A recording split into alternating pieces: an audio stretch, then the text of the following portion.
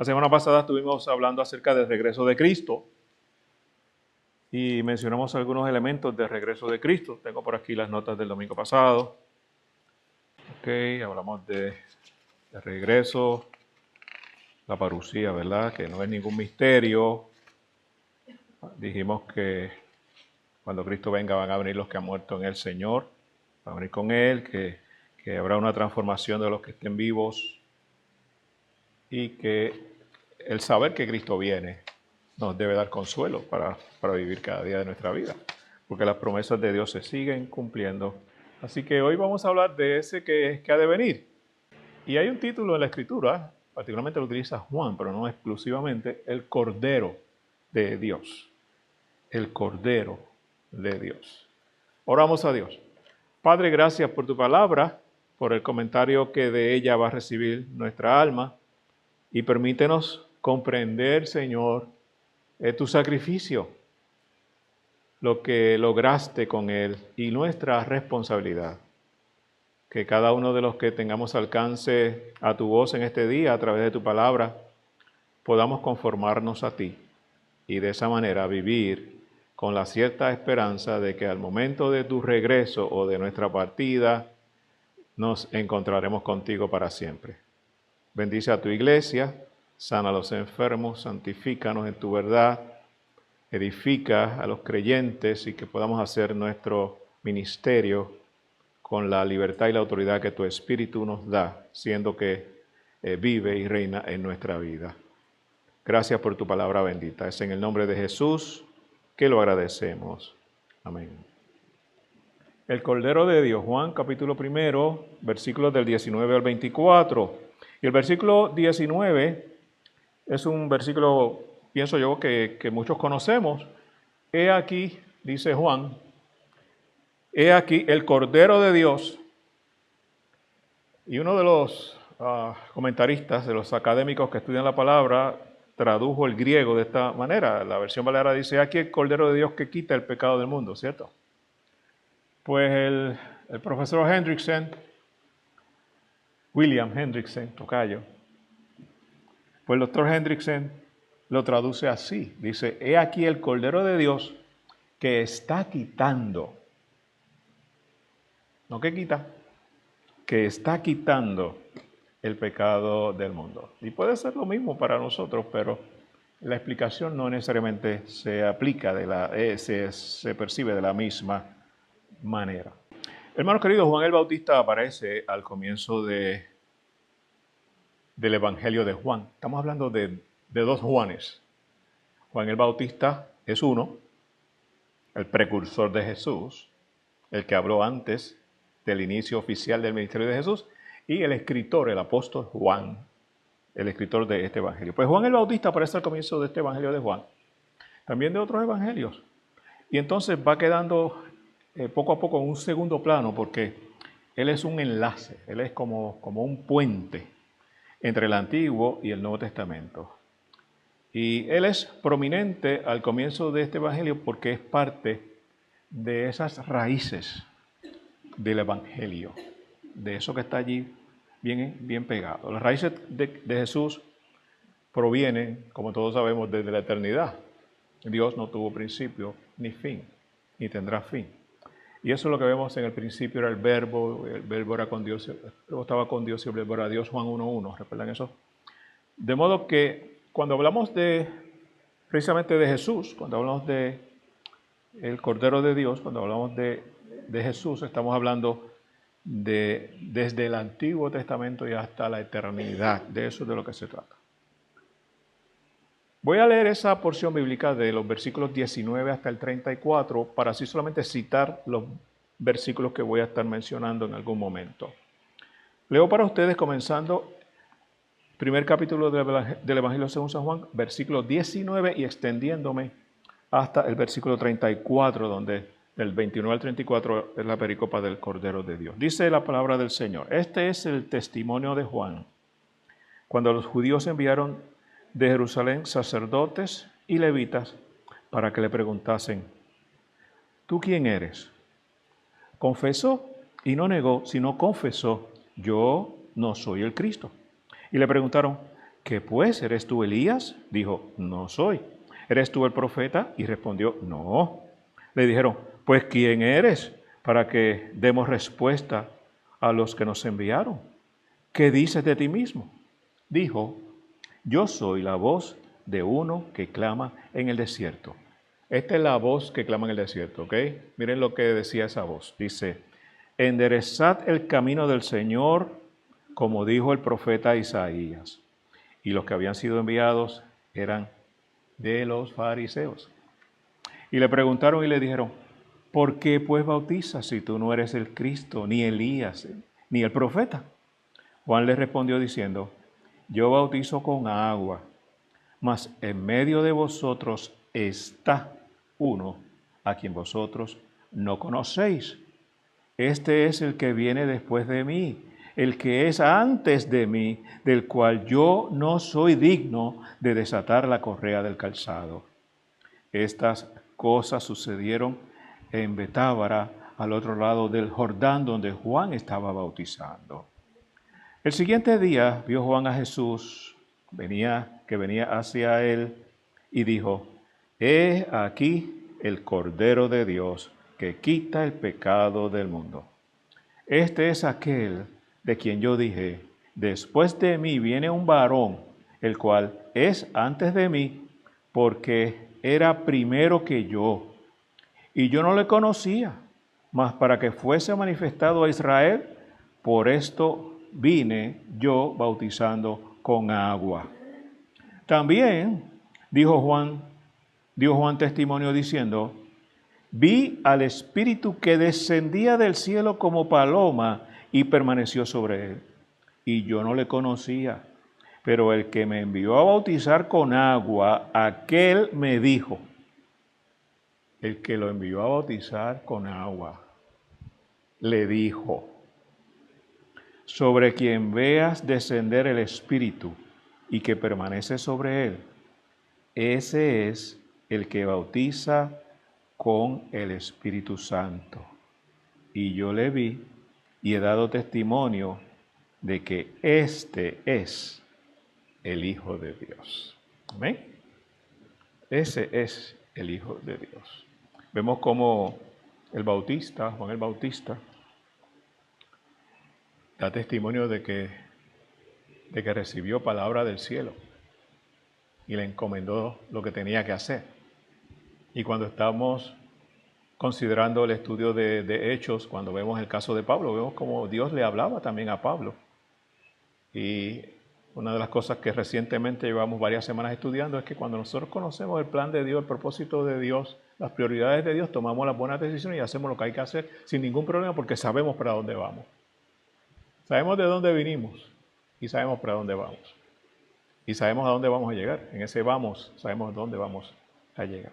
Así que en Juan capítulo 1, versículo 33, Juan dice, y yo no le conocía, pero el que me envió a bautizar en agua, es decir, Dios, como les mencioné, me dijo aquí, aquel sobre quien veas al Espíritu descender y posarse sobre él, este es el que bautiza en el Espíritu Santo. Y Juan el Bautista dijo, recuerden que Juan el Bautista no es que pertenece a la Iglesia Bautista de Florida, ni a la Iglesia Bautista Americana, ni europea, es porque él bautizaba.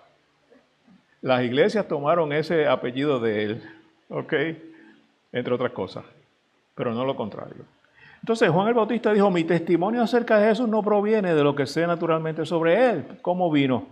Bueno, vino de Dios, él mismo dio testimonio, que Dios lo envió a hacer esa labor, porque le dijo que dijera lo que dijo acerca de Jesús. Y una y otra vez vemos en este evangelio que Juan, el escritor, explica a Jesús en los términos particularmente del Antiguo Testamento. Jesús no aparece en la escena de la historia sin una preparación histórica. Dios no cae así como que en paracaídas. Dios se va revelando poco a poco, desde el principio de los tiempos en la narrativa bíblica hasta que realmente aparece la revelación de Él y aquel verbo se hizo carne, como dice Juan también. Entonces, Jesús no apareció así de pura casualidad, sino que hubo una preparación histórica, hubo una información, unos datos, hubo unas profecías. ¿Recuerdan Isaías, por ejemplo? Y Dios ha estado obrando en Israel durante miles de años. No no tampoco como 2000, pero no tanto más de muchos miles después. Y aún antes de eso había estado preparando ese trasfondo, ¿no? Ese background, que pudiera explicar mejor la vida y el ministerio que él, como hijo de Dios, como el Cordero de Dios, habría de estar realizando en el mundo. Lo primero que yo creo que nosotros veamos en esa porción bíblica, en esos primeros versículos, es que observamos tres testimonios que son, a mi juicio, sorprendentes. Son tres testimonios extraordinariamente sorprendentes. Y utilizo esos superlativos porque no es cualquier cosa.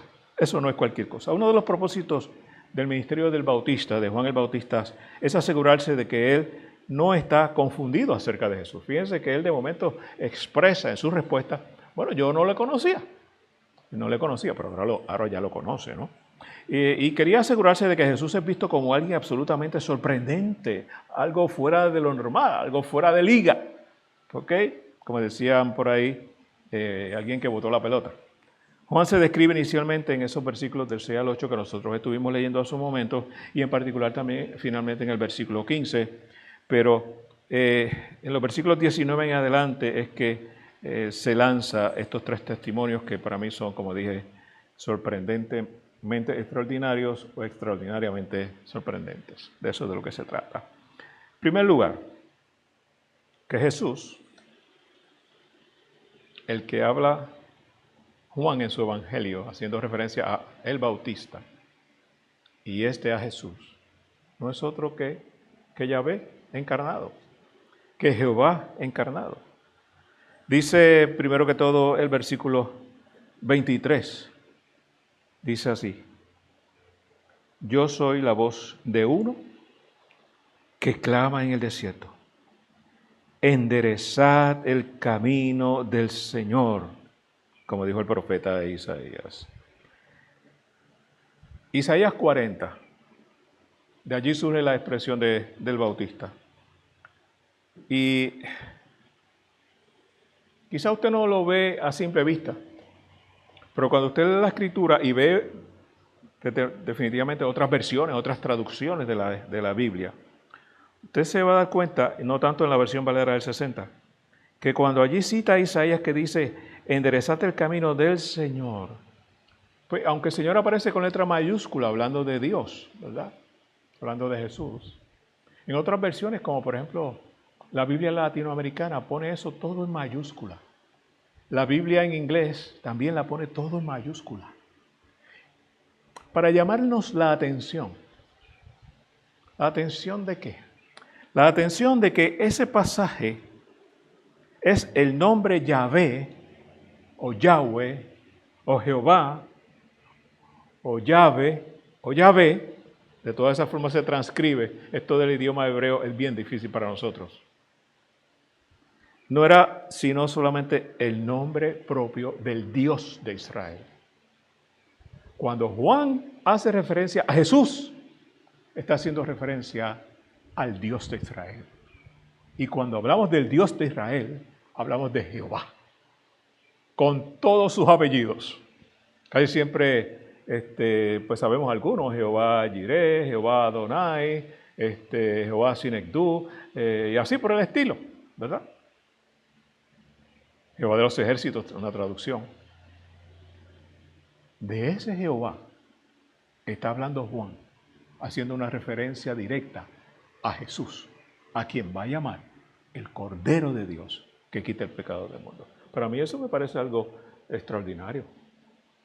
No solamente eso, Jesús nos enseña la palabra que estamos considerando, es superior en segundo lugar. Porque cuando ellos preguntan a Juan por qué está bautizando, responde en los versículos 26 y 27, yo bautizo en agua, pero entre vosotros está uno, hay uno, a quien no conocen. Él es el que viene después de mí, a quien yo no soy digno de desatar la correa de su sandalia. Lo que está diciendo el Bautista, Juan el Bautista, es: este bautismo no se trata de mí, esto no es un asunto personal, se trata acerca de Jesús y Él es infinitamente superior a mí. Interesante, ¿verdad? Fíjense que los siervos y siervas de Dios, los reconocidos en la Escritura, uno de sus rasgos más prominentes sino desde el principio, en algún momento ya al final, porque así tiene que ser, son humildes. Y el creyente debe distinguirse por su humildad. Pues en este caso vemos que en la Escritura, si no todos desde el inicio, en algún momento de sus vidas chocan porque tienen que aprender a ser más como el Señor, humildes, humildes. Y la palabra nos exhorta que debemos de ser así. ¿Ok? Entonces, ya vamos viendo algo de lo que va a hablar Juan el Bautista.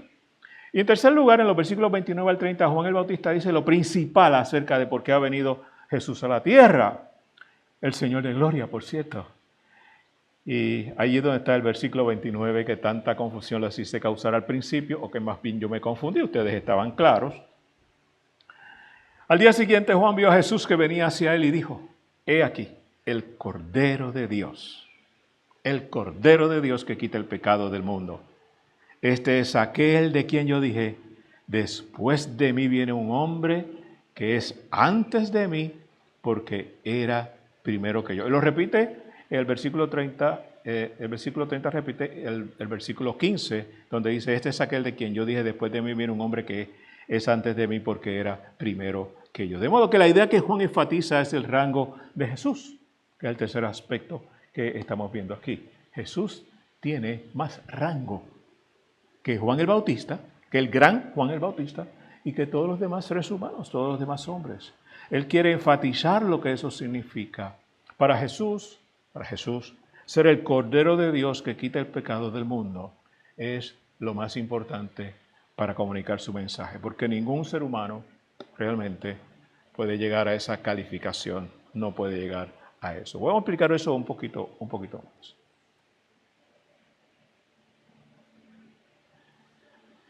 La expresión es aquí el Cordero de Dios.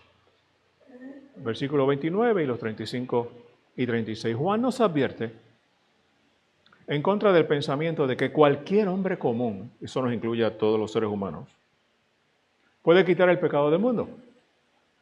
Lo que Jesús tenía que hacer para quitar el pecado del mundo requería que Él fuera más que un hombre. Jesús era el Señor Dios que menciona el capítulo 40 del profeta Isaías. Y era tan grande que el gran Juan, el Bautista, no era digno de desatar sus sandalias. Y era absolutamente desde antes de Juan en tiempo y en rango. Esa es la explicación de esa expresión de el Cordero de Dios. Permítame hacer una anotación para que podamos de alguna forma tener mejor comprensión sobre la expresión el Cordero de Dios. El Cordero, en la Escritura, particularmente en el Nuevo Testamento, tomando la realidad de las experiencias del pueblo de Israel en el Antiguo Testamento, es símbolo de sumisión humilde. Esa es la imagen que presenta el Nuevo Testamento de Jesús. Sumisión humilde. Hijo de Dios, Dios mismo, Dios encarnado, sumiso al Padre, como parte de la Trinidad. ¿Se fijan? Sumisión, humildad. Y cuando se seleccionaba para sacrificio tenía que ser sin tacha, en el caso de los sacrificios del Antiguo Testamento. No podía haber un sacrificio que estuviera de alguna forma mancillado, tenía que ser perfecto en todo sentido.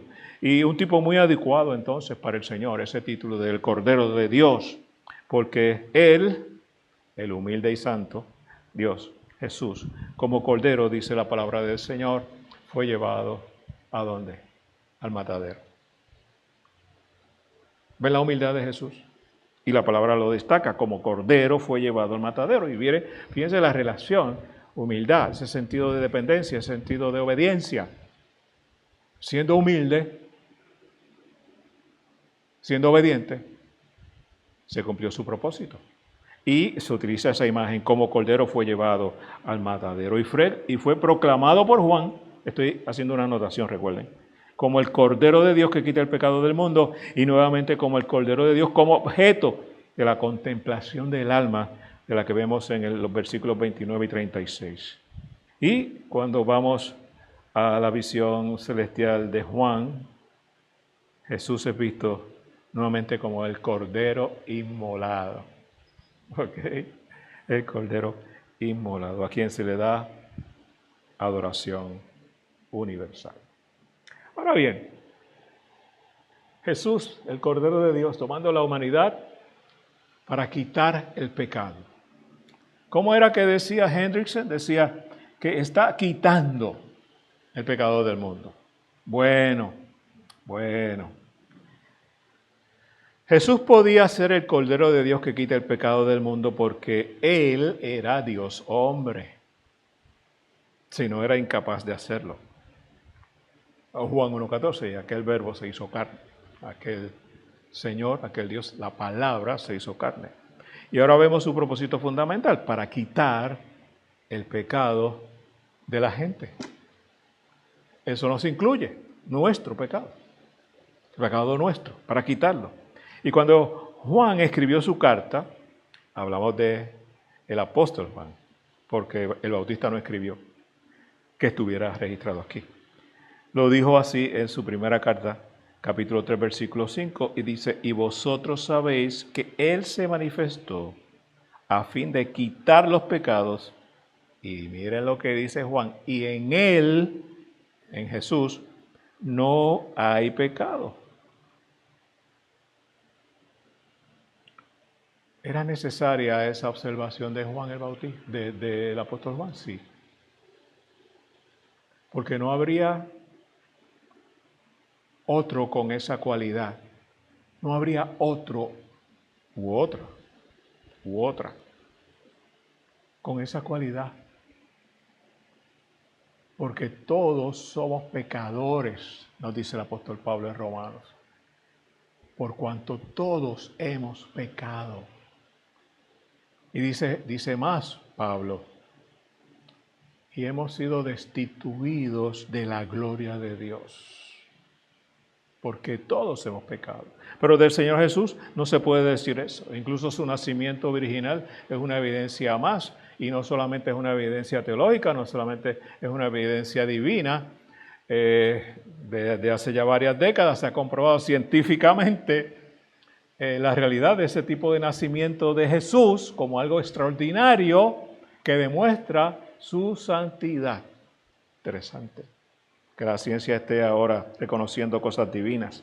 De modo que el Hijo de Dios se manifestó, ese verbo que se hizo carne para quitar el pecado. Y Juan lo que está testificando ese propósito central de la encarnación. ¿Por qué? Porque había un sistema que señala hacia el futuro. ¿Por qué Juan añade ese de que no hay pecado? Porque los corderos que eran sacrificados, como yo le dije un momento, tenían que ser perfectos, no podían tener ninguna manchita, tenían que estar sin tacha, y Jesús tenía que ser de la misma manera para poder ser un sacrificio aceptable a Dios el Padre en favor de aquellos que creyeran en Jesús. Porque todo aquel que cree en Él, porque por ahí decimos muchas veces en un contexto definido, todos somos hijos de Dios, ¿no es cierto? ¿Estamos de acuerdo que todos somos hijos de Dios? Sí, todos somos hijos de Dios. Todos los seres humanos somos hijos de Dios. Pero solamente aquellos que hemos rendido nuestra vida a Cristo somos hijos espirituales de Dios. Por eso es que murió Cristo. Por los que nos hemos rendido a Jesús. Por los que hemos recibido la salvación en Cristo. Esos son los verdaderos hijos de Dios. Por eso la observación de Juan, todo aquel que en Él cree. Usted puede ser lo que usted diga que crea, pero si no cree en el Señor como su Salvador, usted no es un hijo espiritual de Dios. Usted no es parte de la iglesia. Usted no es parte de los santos. Usted no es parte de los escogidos. Usted no es parte de los que va a ir al cielo por la eternidad con el Señor. Sepa eso. Usted no va a ir al cielo, a la eternidad, a pasar el paraíso porque es una buena persona. Porque por ser buena persona, Cristo no lo va a salvar. A veces nosotros no conocemos la dimensión del sacrificio de Cristo y lo que implica reconocerlo como el Señor de nuestras vidas. Y nos da la impresión de que cuando nosotros hablamos de recibe a Cristo, que si arrepiéntete, que si debe ser parte de la iglesia de Jesucristo, y nosotros decimos, no, eso es una costumbre de la iglesia, algo que se inventaron los curas allá cuando comenzó la iglesia católica, y después los evangélicos siguieron añadiéndole 20 cosas. No es eso lo que pasa. Lo que pasa es que si usted no reconoce al Señor Jesús como su Salvador, usted le está diciendo a Dios Todopoderoso, tú no me importas. no me interesas. Tú no vales nada. Y te dirá, ¿en serio, pastor? Sí, en serio. ¿En serio, pastor? ¿Es en serio? Sí. En ocasiones yo le digo algo a uno de mis nietos, y tomo a mis nietos por ejemplo porque pues, son los más inocentes con los que me relaciono frecuentemente. Y a veces yo le digo, papito, te voy a dar tal cosa. Y a veces uno de los dos, porque los dos son igual de avispas los dos, me dice, ¿de verdad, abuelo? Y yo le digo, ¿acaso abuelo te ha dicho una mentira alguna vez? Dios quiera que yo no le diga mentira. ¿Ok? ¿Por qué? Porque yo le estoy enseñando a él la palabra. Que lo que tú dices tiene que ser cierto, tiene que ser verdad. Que lo que tú prometes dentro de tus capacidades debes de tener la posibilidad de cumplirlo. Y debes hacer un esfuerzo por cumplirlo. Y no es solamente porque la Biblia nos aconseja a ser honestos. Es porque yo tengo eso bien metido en mi cabeza, porque eso fue lo que me enseñó mi papá. Y se lo he mencionado en otras ocasiones. Papi siempre me dijo, hijo mío, lo único que tú tienes es tu palabra. Cuando tú empeñes tu palabra, eso es lo único que tú tienes. Y si tú fallas a tu palabra, eventualmente vas a perder credibilidad y la gente no va a confiar en ti, tú no vas a valer nada para nadie. Pues yo no voy a decir que eso es así, pero tenía mucha razón. No hay cosa mejor de que tú tener un sí o un no. Y hace muchos años yo recuerdo que nosotros teníamos diversidad de ministerios y habían personas en la iglesia que los convocábamos para alguna tarea. ¿Y cuántos pueden tal cosa? Levantaban la mano, ok, lo necesito aquí a tal hora, no aparecía casi nadie. ¿Y los demás qué pasó? ¿No tienen palabra? Pues ya para la próxima fui aprendiendo, ya no hacía ese reclutamiento en masa. Iba a donde una persona, hermano, ¿usted cree que usted puede ayudarme en tal cosa? Sí. Y le decía, ¿te puede? Sí. Si no puede, dime que no, porque no me voy a quedar esperando por ti. ¿Ven?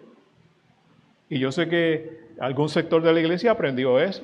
Si usted no puede, pues no puede. A mí no me está mal lo que me diga que no puede, pero sí me preocupa y a veces hasta me molesta o me disgusta. ¿Cuál es la palabra que dice Nathan? Me disgusta, algo así, estoy disgustado. Sí, eso es lo que dice Nathan. Tiene esa frase ahora pegada. Cuando algo no le gusta, hace, estoy molesto. Pues entonces abuelo tiene que ir a investigar qué fue lo que le causó la molestia para ver cómo lo ayudamos. Usted sabe lo que le debería doler al padre, que usted rechace el amor de su hijo, que se entregó en una cruz, siendo burla para la humanidad, muriendo en la peor muerte, la muerte más trágica de su época, siendo tratado como basura, como escoria, por el amor tan grande que le tiene, que usted venga después y le diga, a mí no me importa eso que tú hiciste, yo no te mando que lo hiciera. Qué bueno que Dios es todo amor y toda gracia. Y hasta que no se cumpla el momento, no será fuego consumidor ni establecerá la justicia completa. Porque si no, muchos de nosotros tal vez no hubiéramos llegado ni siquiera a conocer a Jesús, nos hubiera liquidado rápido. Nos hubiera aniquilado rápido. ¿Ves qué pasa? Pero eres un cordero, como un cordero. Humilde, obediente.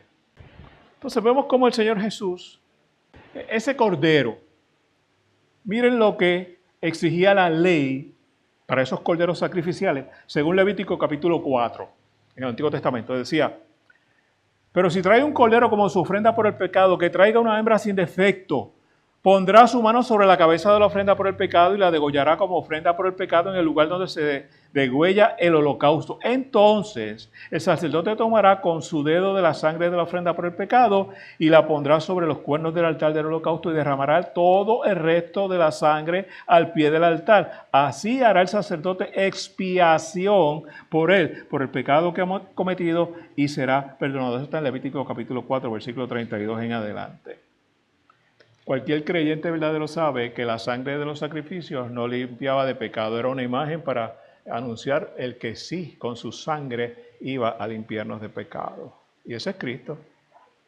Esa imagen tan cruel, tan cruda, del sacrificio de aquel animalito en el tiempo de los sacrificios de la ley de Moisés, es una imagen del sacrificio de Cristo. Y cuando usted desprecia a Cristo, está despreciando todo su sacrificio. Todo lo que hizo por usted y por mí. Y pues, quizá para usted no sea importante, pero para Dios eso sí es importante. Todo ese sistema sacrificial del Antiguo Testamento señalaba, apuntaba a una sola cosa, a Cristo Jesús, el Cordero de Dios que quita el pecado del mundo. Ese Cordero que, como hemos dicho, era sin pecado, sabiendo que fuimos redimidos. ¿Por qué? Porque Él es Dios, como hemos indicado. Porque no había nacido de una forma ordinaria, como hemos mencionado. Pero hay algo más que eso. Ahí vamos. Aquí vemos dos significados importantes. Las dos verdades que significan esa expresión de he aquí el Cordero de Dios que quita el pecado del mundo. Lo primero es la muerte. Y el segundo, la absolución del pecado. Y cuando nosotros hablamos en primer lugar de que aquel Dios hombre moriría, no solo moriría, sino que moriría como muere un cordero inmolado. Y en segundo lugar significa que todo el mundo tiene la oportunidad de beneficiarse de eso, y no solo los judíos. Este Dios hombre era ese Mesías judío que menciona Juan en el versículo 41. Pero su muerte quitaría el pecado de la gente, no solo el pecado del pueblo de Israel. Tanto que se está hablando de Israel, ¿verdad? En este tiempo, en este momento. En primer lugar, la muerte. Fue llamado el Cordero porque iba a morir. Entonces, esa fue la razón por la que Dios le envió, para que muriera en la cruz. ¿O usted todavía no se había dado cuenta? Porque Dios no mandó a su Hijo Jesús para que viniera en un viaje exploratorio, a ver cómo está la humanidad y cuánto hemos avanzado, sino vino para morir en favor de aquellos que fuéramos a confiar en Él, en aquellos por los cuales Él haría expiación. Entonces, la muerte y la absorción del pecado, Juan la resume en el capítulo 11, versículos 50 al 52, donde escuchamos la voz de Caifás, el profeta, decir así, dice, ni tenéis en cuenta que les es más conveniente que un hombre muera por el pecado, oiga, Caifás, y no que toda la nación perezca. Ahora bien, no dijo esto en su propia iniciativa, dice el escritor sagrado, sino que siendo el sumo sacerdote ese año profetizó, estamos hablando de Caifás, que Jesús iba a morir por la nación, y no solo por la nación, sino también para reunir en uno los hijos de Dios que están esparcidos. Jesús moriría por los judíos, pero no solo por los judíos, sino por los esparcidos por todo el mundo, y eso nos incluye a nosotros. Porque no sé si alguien aquí será judío. Si no lo somos, también Cristo murió por nosotros. También Cristo murió por nosotros. Y dice la palabra de Dios en Juan 2:2 que Él mismo es la propiciación por nuestros pecados, y no solo por los nuestros, sino también por los del mundo entero. Propiciación podemos definirlo brevemente como que su muerte elimina la ira de Dios, porque quita el pecado del mundo. ¿Qué provoca la ira de Dios? Que no reconozcamos a su Hijo como nuestro Salvador. El Cordero quita el pecado y elimina la ira de Dios, no solo para los judíos, sino para los gentiles esparcidos en todas las naciones. El último libro de la Biblia, de nuestras Biblias, Apocalipsis capítulo 5, dice, con tu sangre compraste para Dios a esa gente de toda tribu, lengua, pueblo y nación. ¿Cuál fue el precio de la salvación? La sangre de Cristo, el Cordero de Dios que quita el pecado del mundo. Y nadie está excluido. Nadie está excluido. Dice Juan, y repito, el que cree en el Hijo tiene vida eterna. Pero, continúa el versículo, el que no obedece al Hijo no verá la vida, sino que la ira de Dios permanece sobre él. Juan 3:36, búsquelo y se dará cuenta de que no todo va a ser color de rosa al momento de usted morir o al momento del regreso de Cristo, lo que ocurra primero. Los hijos de Dios a la diestra, los que no son hijos de Dios a la siniestra. Los que somos hijos de Dios al cielo, los otros no van para el cielo, van para el infierno. Jesucristo es nuestro Cordero y nuestro Señor. Cree en Jesús como tu Cordero y tu Señor, y podrás decir como los apóstoles: la sangre de Jesús, su Hijo, nos limpia de todo pecado.